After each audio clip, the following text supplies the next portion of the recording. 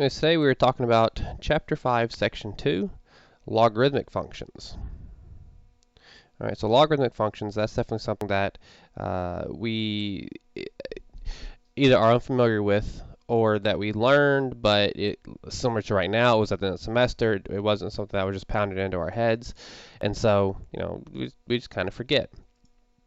But with that said, I enjoy this particular part of mathematics because it is not the mindless computation, and of course I've said that plenty of times this semester. It's not the mindless computation that we have done a lot in this particular course.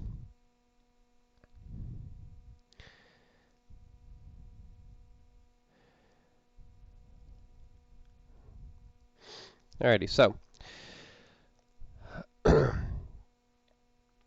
on Monday when we discussed exponential functions, we spoke about exponential functions, and there was one thing I said that we're going to come back to, and we said that exponential functions are one-to-one functions. Okay, and since they are one-to-one, what we learned in Chapter 4 is that one-to-one functions have an inverse function. Okay, well, the inverse of a one-to-one function is going to be an exponential function. So that's how that plays into one another. Furthermore, excuse me. Well, without even reading this, let's examine this down here. Okay, so we know in the blue is an exponential function. Okay, we also know from Chapter 4 that in order to draw the graph of the inverse function, we're going to mirror it across this line right here, the line y is equal to x, or the identity function, and then just draw it on the other side, the mirror on the other side. And that's exactly how you draw the logarithmic function from our exponential function. So if you forget what a logarithmic function looks like, hopefully you know what an exponential function looks like, right? It just shoots up, right? It shoots up exponentially. Then you'll know that the logarithmic function is basically just the other way, okay? Because we do indeed mirror it across this line right here. Let's see, that's all that says for that. Okay. All right, now this particular page, we are going to be showing the relationship between logarithmic functions and exponential functions, and that relationship can be drawn here on the definition. Okay, so let's just go ahead and read the definition. For x greater than 0, and b greater than 0, and b is not equal to 1, the logarithmic function with base b is defined by, and it's defined by these two equations right here. And that's because both these equations, again, show that relationship of a logarithmic function in relation to an exponential function. So let's go ahead and do it this way. Let's see, let's go x is equal to, and then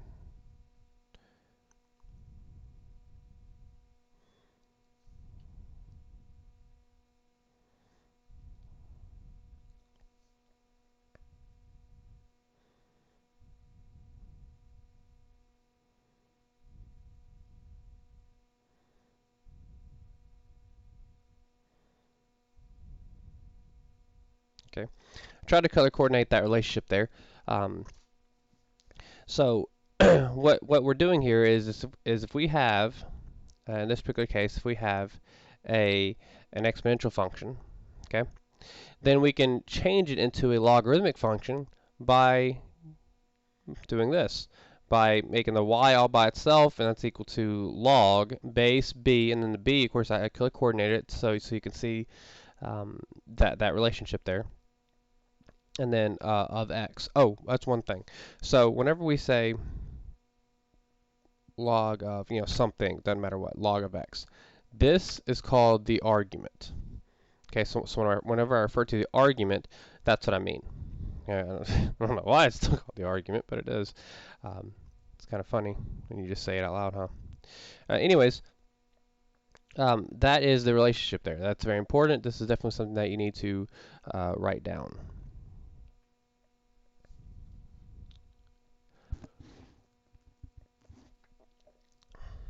Alrighty. Next up.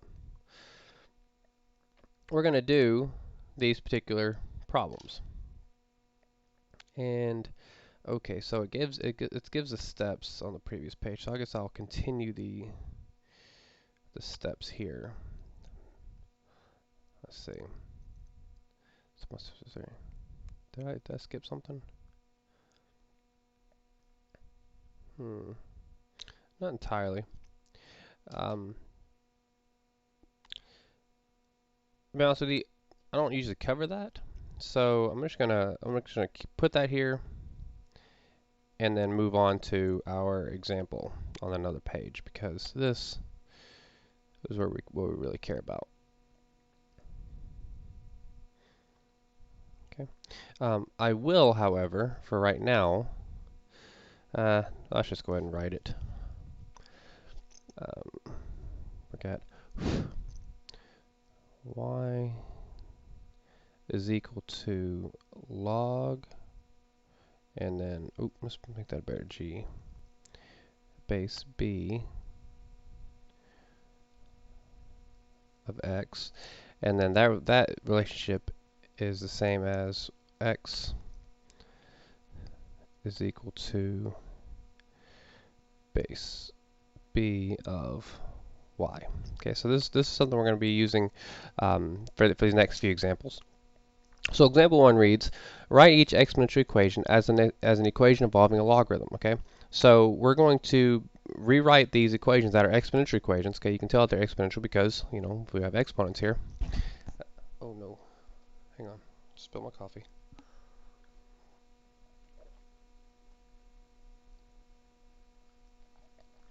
Alright. Anyways, we're going to change these from exponential to logarithmic. So let's go ahead and begin. Alright, so right now we are in this form right here. Okay, and honestly we are kind of reversed, but that's okay. Alright, but we're in that form right here, and we need to change it to logarithmic. Alright, well, in A, what is the y? Okay, well, the y is the exponent, right? So the exponent is 3, so we're going to put a 3 right here, and that's going to be equal to, we're going to write a log, and then base b. Okay, well, the base, okay, is just basically well, it's the base, right? It's the number that is being raised by an exponent. So we're going to put a 2 here. Oh, no, 2 here, sorry, 2 here. And then x is going to be the exponent, okay? So we would just write 8 there, right? And that is how we write the, change it from exponential to logarithmic, right? And I believe, let's see, could have sworn, well, I mean, it's the same thing as saying, obviously, log base 2 of 8 is equal to 3. For some reason, I'm thinking that the log is going to be on the left side on your homework. Either way, I mean, hopefully you know by now that that equal sign means that you could read it forward and backwards. Okay. All right, let's do B. Okay, so we're getting a little bit tricky here. All right. Well, not too tricky, but all right. So we're going to write the exponent. Okay, so it's going to be negative 2. Right, is going to be equal to log base. What is my base here? Well, my base appears to be a 5.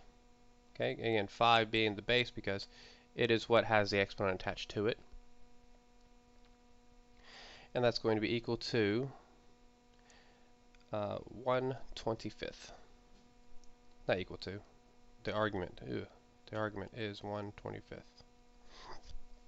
Okay. And then lastly, we're going to have, again, we're going to have my argument. In this particular case, it's going to be m. It's going to be, let's actually go backwards. For some reason, this isn't feeling right. We'll do it this way. Log base, what's my base? 1.1. My argument is z is equal to m. Okay. Yeah, for some reason it's not feeling well to me. But all I do is put my log on the left side here. Okay.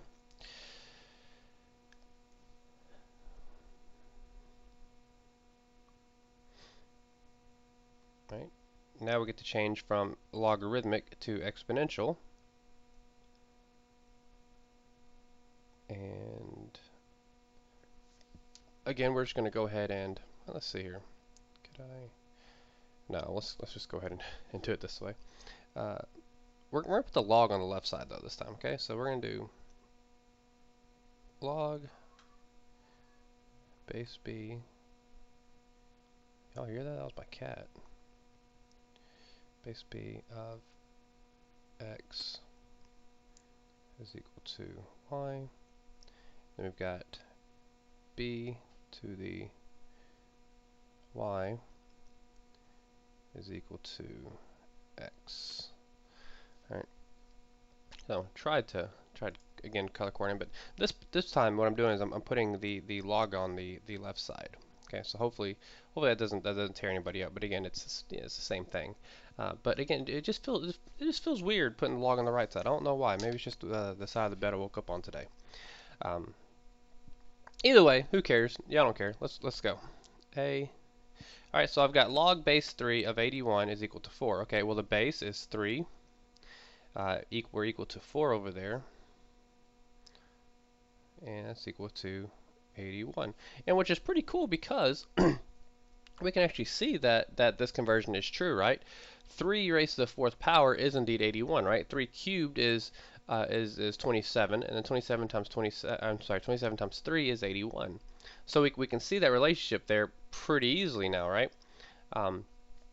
So that's how we convert from logarithmic to exponential. And of course we can do it some more here. We're going to have a 4 raised to the y is equal to 16. All right, well, I mean, we're not asked to solve for y here, but what is y, right? It's 2, right? Because 4 squared is 16, so that's how that works. And then c, my base, oh, this is ridiculous, 3/5, and we're going to put that in parentheses. 3/5 squared is going to be equal to x. Okay, so that's it. That's changing from, well, we did both actually, from logarithmic to exponential and exponential to logarithmic. All right, now we're going to evaluate, right? So we're going to make an evaluation here, and real quick, well, we'll do A before I actually do the real quickly part. Okay. All right, so A, the way we solve this, the way we evaluate this, okay? It says log base 5 of 25. Okay, so what we're saying here, what's happening here is that log base 5 of 25 is a number. Okay, and you know what? Let's go ahead and get into that thing. Okay, so right now I'm 34 years old. Okay, but and by the way, if you guys have watched Big Bang Theory, this is something Sheldon might do, right? If somebody asked me how old I was, I might say 32 plus log base 5 of 25. Okay, so obviously that gives it away that when we evaluate it is equal to 2. But I mean, log base 5 of 25 isn't just some esoteric, mathematical language there, right?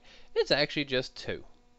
Okay, because when we evaluate it, it's equal to 2. And so let's go ahead and evaluate it. All right, let's put an equal sign here. I think I'm 34. Anyways, so when we evaluate this, all right, we'll just go log base 5 of 25 is equal to. Now, we don't know what it's equal to. Okay. Now here's the thing. And I know that there's a joke, right? I mean, I know of a joke that math was easy until you put letters in, right? Well, the letters are just unknowns, right? Because we could say is equal to question mark, right? And just have question marks everywhere in our assignments. But that's why we use variables essentially, okay? So we're just going to go ahead and use x in this particular case. Okay, you don't have to do that, but I feel like it really helps see the relationship. Okay, so by doing this, we can now change this into exponential form, and we would say 5 raised to the x power is equal to 25. Okay, well, what is x? Well, in this particular case, 5 raised to the second power is equal to 25. So therefore, this particular and we're not gonna put x equals 2 because our initial problem didn't have any sort of a variable, right? But the logarithm log base 525 evaluated is 2, so 2 is basically, let's do it better here. There, okay. Hopefully that helps out. For number 2, I'm not gonna. Maybe, I don't know. Let's see how I feel.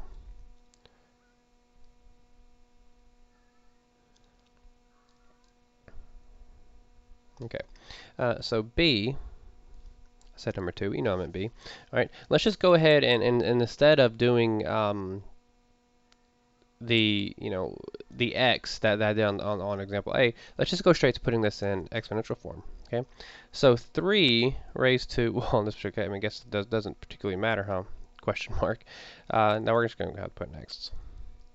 3 raised to the x is equal to 1 over 27. Okay, so we basically just skipped the part of putting an equal sign equal to x on the logarithm. Okay, we went ahead and put this in exponential form.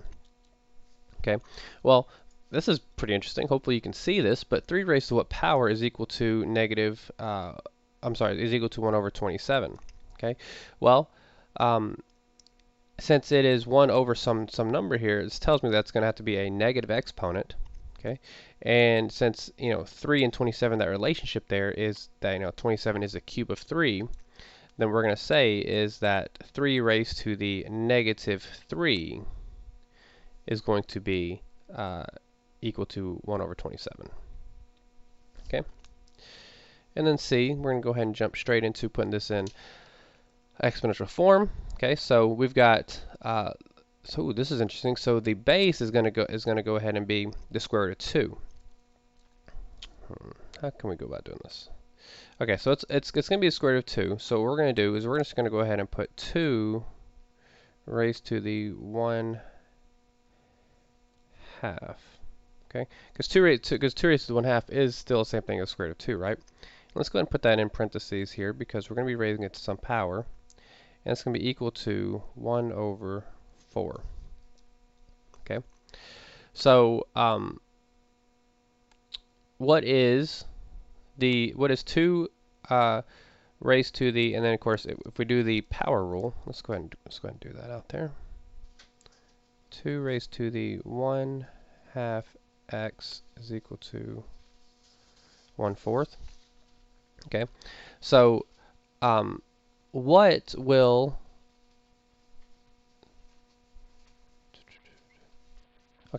so what does x have to be in this particular case to be equal to 1/4? Okay, well, again, this relationship here, if we look at the 4 over here, it's similar to the first problem. So it looks like we're going to have a negative exponent, right?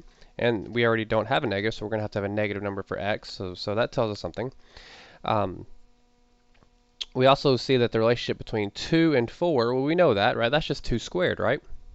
Okay, well, what would my numerator have to be to get a 2 squared? Well, it would have to be a 4, right? Because 4 over 2 is 2.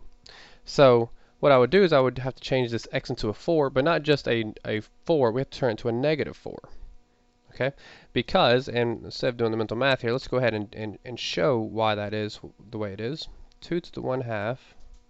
And then if we multiply it by negative 4, that's going to be equal to 2 to the negative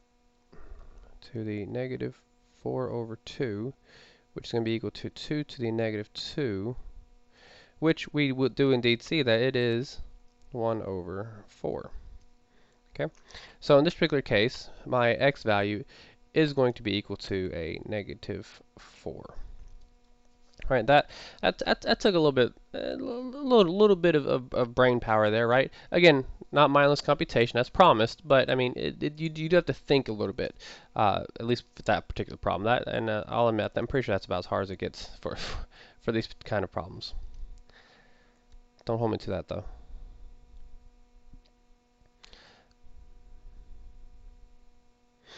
All right, so now we get to some properties here. All right, so these properties are basically just common sense in terms of the logarithms. One second again.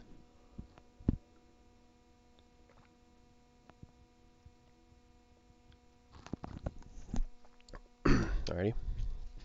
So, b raised to the first power is equal to b, right? Anything raised to the first power is equal to that something. B raised to the 0th power is equal to 1. Again, anything raised to the 0th power is equal to 1. Okay, using those two things that we know, we can come up with these properties here, right? Log base b of b is equal to 1, and log base b of 1 is equal to 0. And of course that makes tremendous sense, because if we were to convert this to exponential, then this would just say b to the first power is equal to b. We know that's true.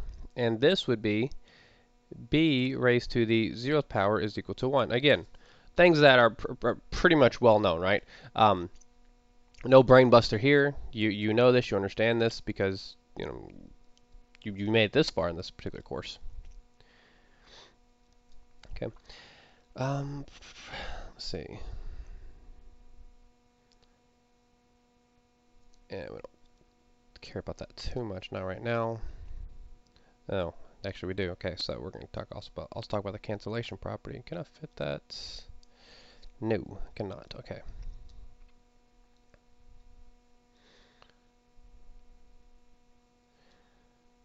Okay, so next up we have the cancellation property. All right, and the cancellation property we are piggybacking from here. Okay, so in section 3.6 we see that a function f and its inverse satisfy the following two composition cancellation equations. So recall that whenever we plugged in the inverse function into the original function, and then the original function into the inverse function, we got f. I'm sorry, we got x in both cases. Okay, doing this particular procedure for our logarithmic equation, for specific logarithmic equations, we can see that we will indeed still get the number, the solution x, because of the composition cancellation equation. Okay, which leads us to this. And again, it does make sense, because if we were to take this particular equation and change it into because right now it's in the form of an exponential equation, right? It's b raised to something is equal to x. But if we were to change this into a logarithmic equation, we would say log base b, right, of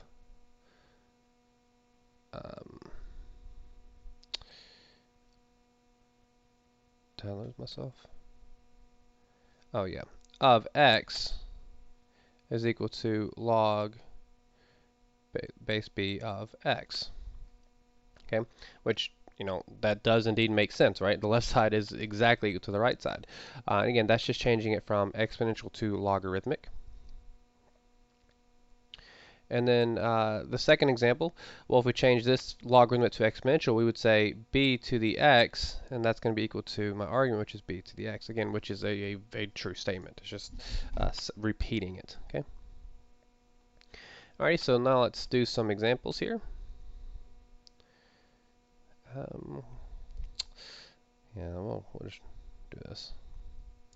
Just thinking about just snipping the solutions here, but I think there's something to be had here. All right, so A. All right, A. What does A particularly look like? Well, let's see. Log base 3, and the argument is 3 raised to the 4th power. It looks a lot like. I guess yeah. Well, yeah, it's the second one. I'm sorry. Just take this away. It looks a lot like the second particular cancellation property, right? So the solution here is just going to be 4, because up here it says, is equal to x, and then x in my equation is the very tippy top exponent there, and in this particular case, again, it is indeed 4. Okay, so b. Right. Well, b, this is log base 12 of 12. Okay, well, 12 raised to what power is equal to 12? That's just going to be equal to 1. C, right? So C is, I'm pretty sure that's the first one. Is that the first one? All right. Oh yeah, shoot, I'm an idiot. Yeah, it's this one right here. Um, it does indeed look like that first particular problem, right? And again, the first particular problem, the solution is x, and x here is the argument of the logarithm of my exponent, right? And so that is going to be equal to 13. And then D, well, log base 8 of, or log base 8, yeah, of 1. Okay, well, 8 what raised to what power is equal to 1? That's just going to be equal to 0. Okay, so we went over these particular properties, but again, these properties are nothing more than common sense that you can derive on your own, right? Because I mean, again, all these are just, you know, very fancily written logarithms and logarithmic functions and exponential functions that, you know, if you were to untangle them doing this, then you can come up with these properties all on your own, anyways. Okay, so nothing new there. And realistically, I mean, just truth be told, you don't even have to memorize these particular properties as long as you know this up here.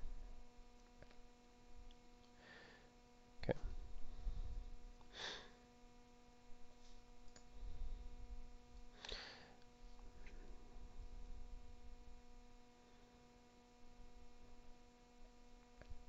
Alrighty. So, real quickly, let's do this. All right. If we have this radical and some number in here, doesn't matter what, okay? We know this as the square root. We would say the square root of x, okay? We say the square root because there is an implied 2 here.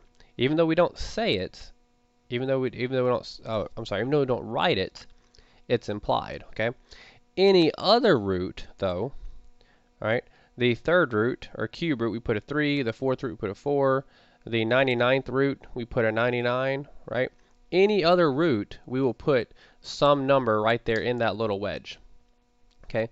But for square root, we don't do a thing, right? So I say that to say this. If you see a log, just if you see a log all by its lonesome, okay, then the implied base is going to be 10. Okay. Did I say applied? I meant implied. The implied base is going to be 10. Similar to how, you know, again, a radical, you have the implied 2. The implied base of a log all by itself is going to be 10. Okay. And also, we have a natural log. And a natural log, let's do this. A natural log is written in L, right? Now ln, that is, you know, it seems kind of counterintuitive, right? Because I mean, if it's natural log, that's in L, and we're doing ln, it seems you know, kind of reverse there. Well, I don't know about you guys, but I mean, whenever I write it, I would always go log natural. I would go log natural x, okay? When I was a student, and it turns out I wasn't very far off of why it's written ln, okay? Because this, like most things in academics, is derives from Latin, and in Latin it is logarithmic naturalis. Okay, instead of saying natural log, it's logarithmic naturalis, and that's where we get ln. So anyways, the natural log is simply just going to be a log with a base of an e. Okay, and again, instead of writing 2.71828, okay, instead of writing that, you know, we know we write simply an e. Okay, and that log base e is going to be known as the natural log. Okay, and then of course, changing it from natural log to exponential, well, we change it from ln, well, to e, Euler. That's just an e. Sorry, I shouldn't have said the Euler part.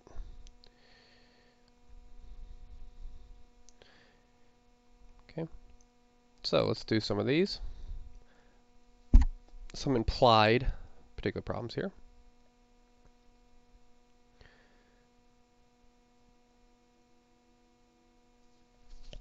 All right, so A is starting us off pretty darn easy. All right, so we need to write this in logarithmic form. Okay, so again, this is e raised to 0th power is equal to 1. So you can think of this, again, you can think of this as the log base e of 1 is equal to 0. You can think of it like that, and then rewrite that as the natural log of 1 is equal to 0, right? Because again, log base e and natural log, they're the same thing. It's just the number 2.71828 is such a special number, similar to pi, that it gets its very own type of logarithm. Okay, it's its very own type of, I won't say type of logarithm, it gets its very own type of notation. Okay, so this particular answer is the more correct one, right? That's I'm pretty sure your homework will not take this. But anyways, so B, okay, so B, it looks like we have a base of 10, so this is pretty easy. So we're going to say log, okay, in this case we do have a 10, so we have a base 10, so we're not even going to put base 10, okay? We're going to work on that implication here. So we have a log of, and we're going to say of 1 over 100, and that's going to be equal to negative 2. Sorry, bigger than negative. Okay. And then C we're going to have, and let's just jump straight to the natural log here, right? Instead of messing with that E, we're just going to jump straight and say, we're going to go natural log of W is equal to, that's a big K. Okay? And that's changing from exponential form to logarithmic.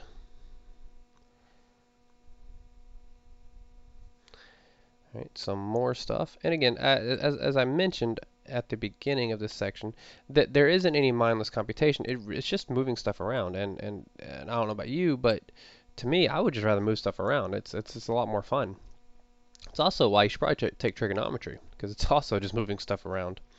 But anyways, so we're going to write each of these logarithmic equations as an equation involving an exponent. So we're basically just going the opposite way here, okay? So here we have an implied base of 10, right? Because it's log of, log of 10 is equal to 1, so that's an implied base of 10. So we can go ahead and put 10 as the base, and then 10 raised to the first power is equal to 10. Okay, and again, I get that 1 from here, and this 10 from this 10 right here. Okay, so that's A. B, okay, so B, again, we're getting thrown the natural log again. So again, natural log is just basically log of E, okay? Log with the base E, sorry, log with the base E. So we're going to put the base E, E of what? I'm sorry, E raised to what? E raised to Z is equal to 20. And then C, all right, we have that implied base of 10, 10 raised to the T power is equal to x minus 1. Okay. Hopefully you find this as easy and maybe as fun as I do. All right, so this is, oh, okay, never mind. I thought we had to do this with the calculator. All right, so this is, says without use of calculator. I guess it's just a bunch of, oh, we're evaluating it. Okay, so here we go. So again, same as what we did before when we evaluated. We use that, that unknown. We put question marks. If you forgot, I don't know. Anyway, so let's go ahead and do that. So let's do log of what is equal log base 10 of 100 is equal to what? We don't. I mean, of course, actually, you probably tell it already, right? Well, if we change this to exponential, we would say 10 raised to the x power is equal to 100. Okay, and so in this particular case, it's just going to be 2. Okay, and again, we're not going to put x equals to 2 because there is no x in my original problem. We're just simply evaluating what that logarithm is. And I used x as a placeholder. But that does indeed make sense, right? 10 squared is equal to 100. So again, just to come back to this, I'm 34. I could just as well say my age is 32 plus log of 100. Okay, because log of 100 is equal to 2, and then 32 plus 2 is equal to 34. Okay, so it's just, that's it.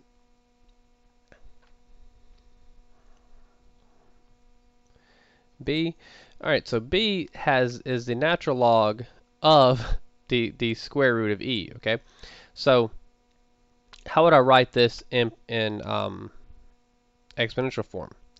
Well, we could write this as, we can start this off, I guess, as the natural log of E and then raised to the 1/2 power, right? Because that is what the square root is, right?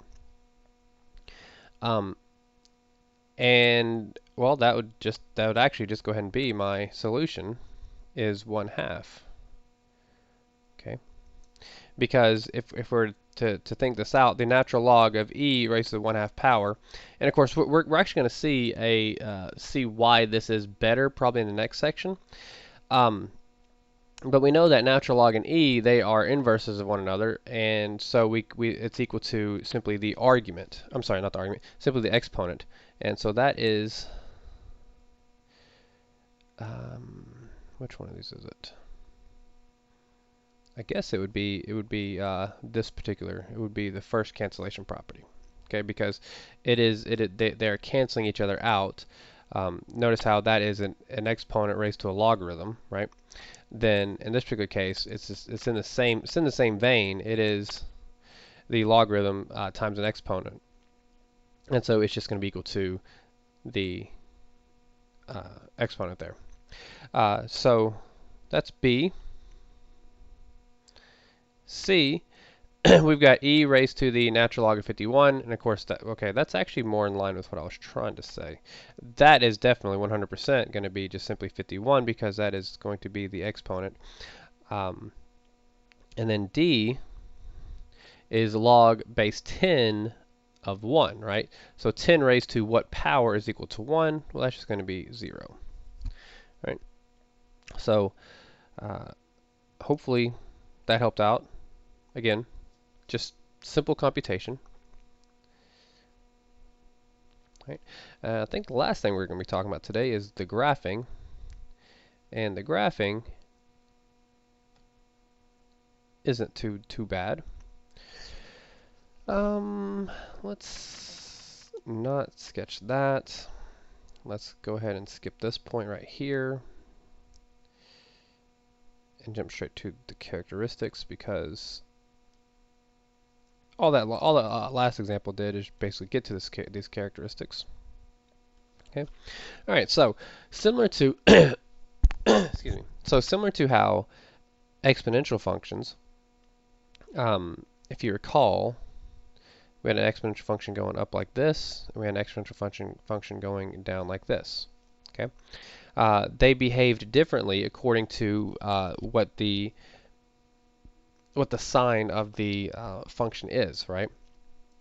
Well, logarithmic functions are behave kind of the same, right? So if we have b, our base, if it is greater than 1, then we just shoot off like this. And again, this particular graph, as you can tell, is indeed the inverse of an exponential function, right?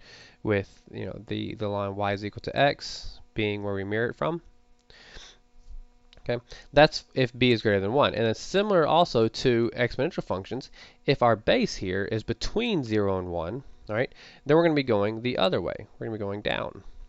Okay, so that behavior, again, is very similar to what we've seen in exponential equations.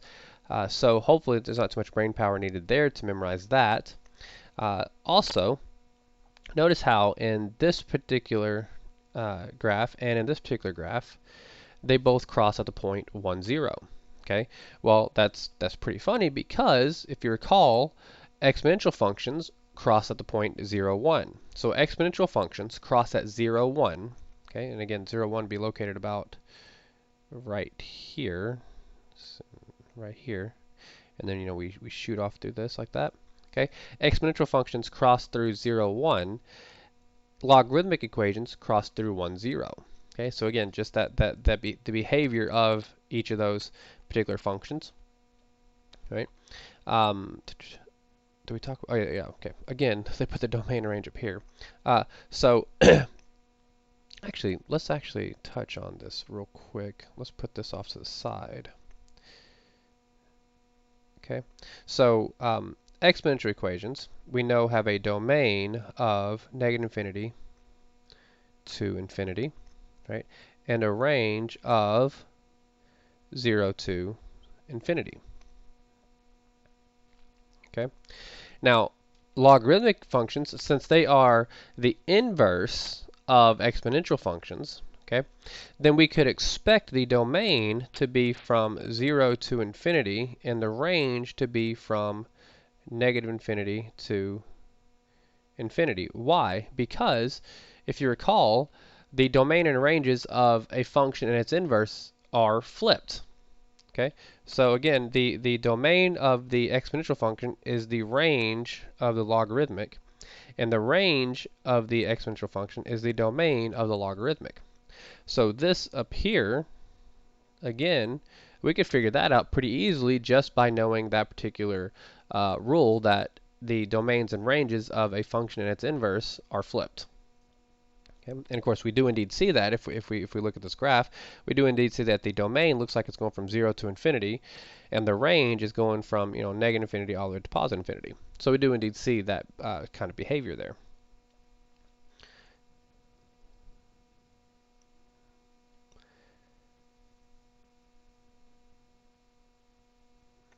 Okay. Next up, we can see we can see that the graph is increasing, graph is decreasing, but a problem that we might be asked, of course, is the asymptote, okay? Well, the y-axis is going to be the vertical asymptote of a logarithmic function. Again, of a parent logarithmic function, okay? These asymptotes can change depending on the transformation that we do put on the graph, which I'm pretty sure we're gonna do some transformations here in a moment, right? But just the parent function, the vertical asymptote, is indeed at x is equal to 0. Okay, I think that covers that. So now let's sketch this graph.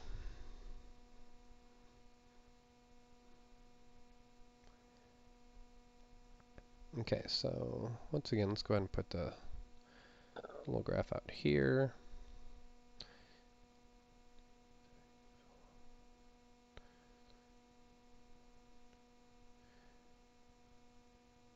Okay. All right, and similar to how we've done this before, let's go ahead and talk about what sort of transformations that it appears we're going to be doing. Okay, so looking right off the bat, we know that the very first transformation we always do is going to be a horizontal shift, right? And it appears that we're going to have a horizontal shift in this particular problem, right? Because we are adding 2 to the variable. Okay, so since we're adding 2 to the variable, that means we're going to be shifting left. Let's put that in blue. So we're going to be shifting left 2 units. Okay, and it looks like there are only 3 transformations here. So let's go ahead and put number 3 down here. Okay, because the last transformation is always going to be what? It's always going to be the vertical shift. And in this particular case, it looks like it's going to be a vertical shift down 1 unit. Okay, and so the second transformation. Okay, so it looks like we're going to be taking the negative of the parent function. Okay, so since we're taking the negative of the parent function, we're flipping it across the x-axis. Okay, the negative of the variable would be the y-axis, but we don't have the negative of the variable, we have the negative of the function. So we're going to be reflecting this. Let's put this in yellow. We're going to be reflecting about the x-axis. Okay, so let's go ahead and begin the process. Okay, so we know that my logarithmic function, okay, my parent function looks something like this. Okay, well, I could have went through the 0.10 better. Dadgum. All right, let's try it again. Okay, I keep going to the right. All right, we're just going to have to live with that. tired of drawing it. Okay, but I do know that I'm going through this point right here. Okay, so again, similar to how we would use the point 0, 1 as a landmark for exponential functions, we're going to be using the point 1, 0 as a landmark for logarithmic functions. Okay, so we're going to be moving that point that the arrow is pointing to. All right, first things first, we're going to move it to the left 2 units. So we're going to go 1, 2. So we're going to move this to the left 2 units. So if I draw that, it's going to look something like, oh, shoot. Man, I'm struggling here. That's not terrible. Okay, so I moved it to the left 2 units. Okay, and then next I'm going to reflect this about the y-axis. I'm sorry, about the x-axis. So I'm just going to take the same function and probably ludicrously. Hey, that actually wasn't terrible. There we go. All right. And then lastly, what we're going to do is we're going to shift this down. Again, the landmark being right here. We're going to shift that down 1 unit because the vertical shift. We're going to shift it down 1 unit to about right here. So there's hopefully the new landmark. Let's put that in red actually. Let's put all these landmarks in red. Boom. Ooh. Oh my goodness. Let's do that again. Boom. Ooh. There, and then we put the landmark here, and then we move that landmark down 1 unit to here. Okay, and that's it. Okay, we're not asked to find the domain and range or anything, but let's just go ahead and do it. Okay, so in this particular case, the domain looks like it's going to be from -2 to infinity, right? Because originally it was 0 to infinity, right? Well, since we shifted it to the left 2 units, that's why it's from -2 to infinity. The range, well, that's easy. The range is just going to be -infinity to infinity, right? Asymptote. So the vertical asymptote here, again, the normal vertical asymptote on a logarithmic function is the line x equal to 0. Okay. Well, since we shift it to the left 2 units, then we can say that the vertical asymptote is that x is equal to -2. Right. So we went ahead and did it. We didn't label it because I'm pretty sure the next problem probably wants us to do that. Oh, yeah, before I forget. All right, I will actually concede that this graph is better than mine, just for today. Even though I don't think there's anything too much wrong with mine. Wow, was that even the correct one? No, it wasn't even the correct one. Be gone. This is the correct one. There we go. Oh man, I hope I hadn't made that mistake before in the past. Oh well. Okay, actually, this is the last example, so it doesn't actually ask us to find the different things. So let's go ahead and label that here, okay? So let's say the domain. Oh, the domain, okay, is going to be from, as we said, it's going to be from -2 to infinity because, again, we took this graph and we shifted it to the left 2 units. And if the normal domain is 0 to infinity, well, if we shifted it left 2 units, then it's going to be from -2 to infinity. The range doesn't change at all. The range is still going to be -infinity to positive infinity. Right? And then we're also going to have the vertical asymptote. So we're going to put VA for the vertical asymptote. Right? The vertical asymptote is located right here. Okay, and of course you can see that down here, the dotted green line there. We have that vertical asymptote at -2, x equals -2. And again, similar to the domain, the normal vertical asymptote is at x equal to 0. Okay, but since we shifted it to the left 2 units, then that vertical asymptote changes from 0 to -2. Okay. All right, so like I said, I'm pretty sure this is the last problem. Yeah, okay. So this is the last problem, and we have to find the domain of a logarithmic function, okay? We have to find this out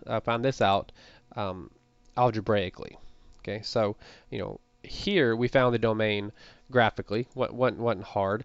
I got bad news. Well, this isn't hard, but it's just tedious. Okay, and it's tedious because we're going back to doing that thing where we draw a number line and put walls here and there. It's awful.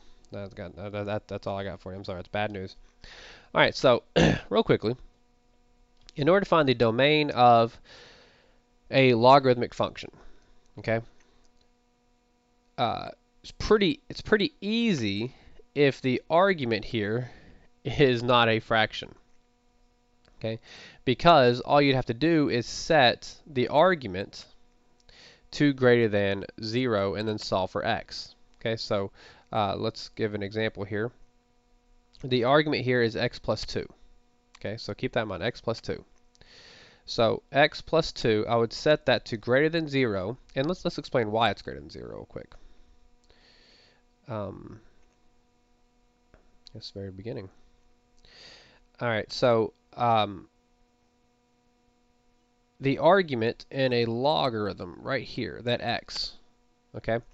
Well, the very definition of a logarithmic function is that x has to be strictly greater than 0. Okay, so that's why we set the argument to greater than 0 to figure out the domain. Okay, so because the argument must be strictly greater than 0.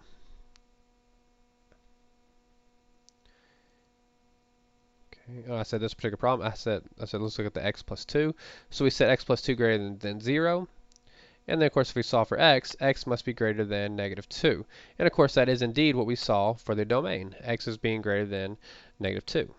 Okay? And since it's strictly greater than, it's not a greater than or equal to, we did indeed put the parentheses right here. Okay? So that's very easy to do algebraically. But when it is a fraction, it is not very easy. What we're going to do is set this up as 2x minus 1 over x plus 3 is greater than 0. Okay, so in order to do this, we have to do both the numerator and the denominator separately, and then make a number line using those zeros that we got. So what I mean by that is, let's go ahead and do the numerator, which is 2x minus 1 is greater than 0. So for in order for that to be true, we need to let's see. All right, so I'm gonna do a little bit of mental math real quickly, so I can make this just kind of in line. All right, so 2x minus 1, I add 1 to both sides, so I've got 2x is greater than 1. So I'm gonna end up with x is greater than 1/2.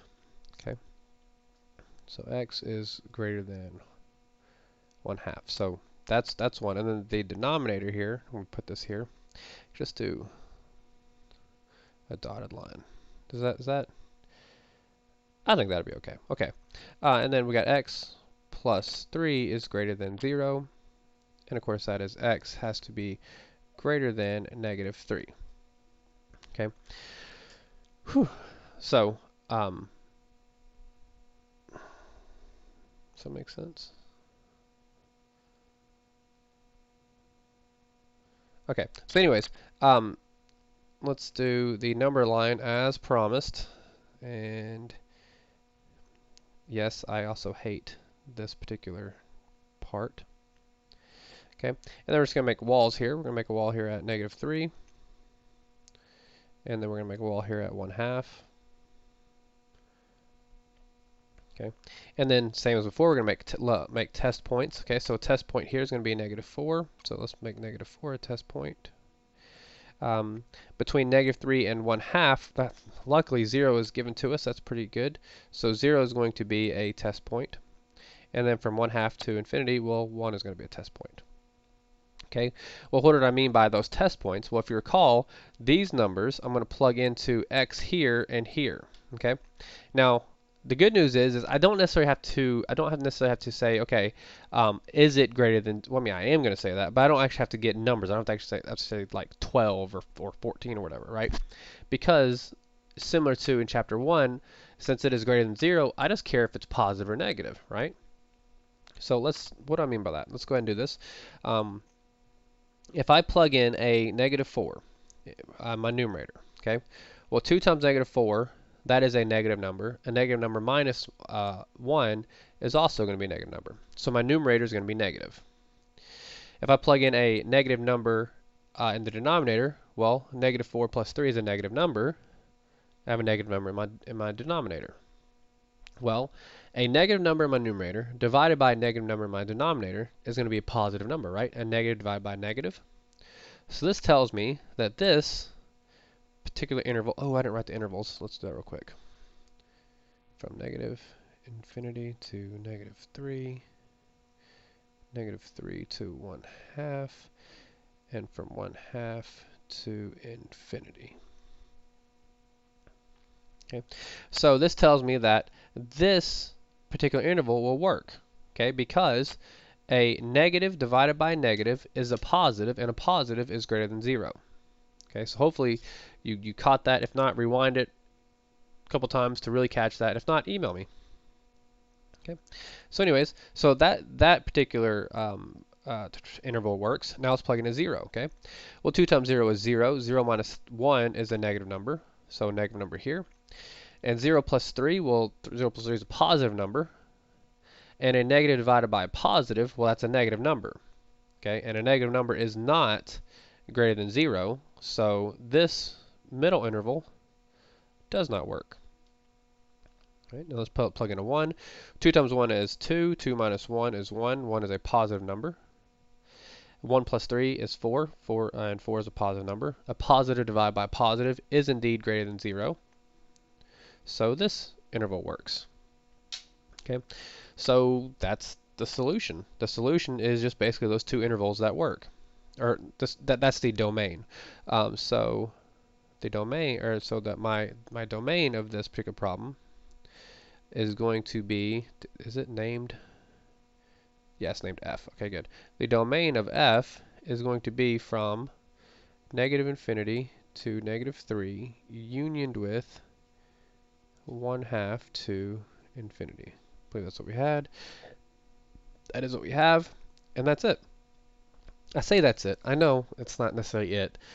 It goes against what I promised about the computation, but that's really about it for computation in this particular section is the domain. Okay, if it's a fraction, yes, it's a pain in the butt. If it's not a fraction, like we said here, it's pretty easy. But that's how we do the fractions. Anyways, that concludes today's lecture.